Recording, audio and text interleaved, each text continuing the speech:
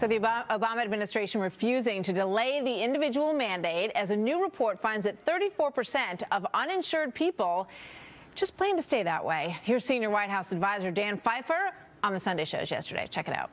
Can you rule out the idea that the president doesn't delay the individual mandate? Yes, I can. You can. That will not happen. That will not happen. Really? Meanwhile, the president has been making changes on his own. So far, there have been at least 35 delays of Obamacare or administrative fixes, like the employer mandate that was delayed till 2015, the small business open enrollment that was delayed until later this year, and the individual mandate that was already delayed until sometime later this year.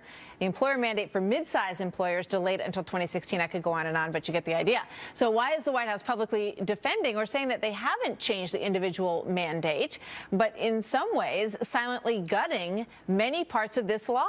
Joining me now, Julie Roginski, Fox News contributor and former political advisor to the late Senator Frank Lautenberg, along with David Avella, president of GOPAC. Welcome to both of you. Good to have you here. Yes. I don't know how Dan Pfeiffer can say that the individual mandate is, no way, no how going to change when they have already put a loophole that you could drive a truck through in this that was released just a week or so ago. No, this rollout is such a disaster from day one. The execution, the entire thing. I know you're going to probably say the whole law is a disaster. I don't think the law is a disaster, but I think the rollout has become such a disaster that it allows opponents, and not even opponents, it allows any reasonable sounding person, including me, who's a supporter of this law, to say it's ridiculous. Of course, the individual mandate has been gutted for a lot of people. You can now basically go and say my insurance got canceled, so I need a mandate delay. I mean, there's so many loopholes to this that I don't understand how the White House took something that was their #1 domestic priority and was able to botch it so badly. Just it's inexcusable to me.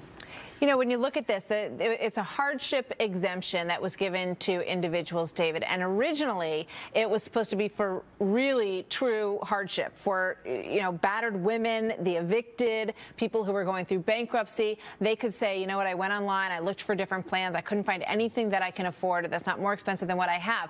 Now they're saying, basically, if you aren't happy and you can't find the plan you like, you're exempt. So what's the difference between that and an exemption for everybody? Well, look, Coca-Cola had more success rolling out New Coke 20 years ago. That went over well.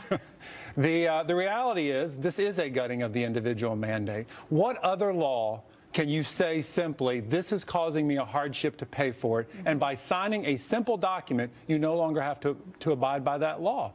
What the president has done is he has said to people, you can't keep your current insurance. If this is causing a hardship, you don't have to buy the insurance I've set up for you. So now you have no ability to get insurance because you can't pay for the insurance he's now set up, and you can't keep the plan that you used to have. It seems to me, because a lot of this feels so political, Julie, in terms of, trying to make it so that people are in the best possible shape heading into November so that they say, well, the Republicans tell me that this is really hurting me, but the truth is it hasn't affected me yet, so I'm really not sure, so I think I'm going to stick with the guys that I have in now. I mean, it almost feels like if Pfeiffer said, yeah, lift the individual mandate. We're going to wait a whole year on this thing. They might be politically better off. Well, you really can't make the case, even though they already have done it. You really can't make a political case as to why the mandate has to be delayed.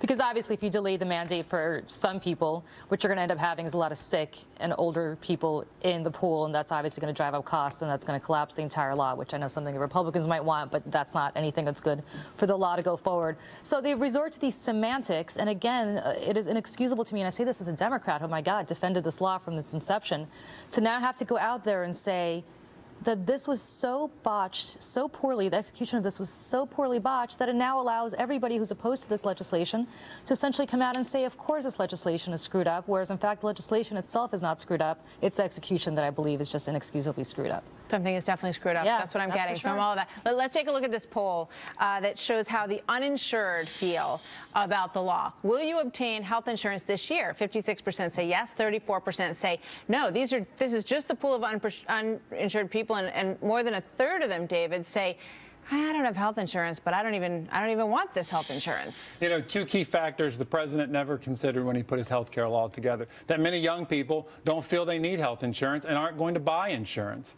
And two, people can't afford the system that he put in place.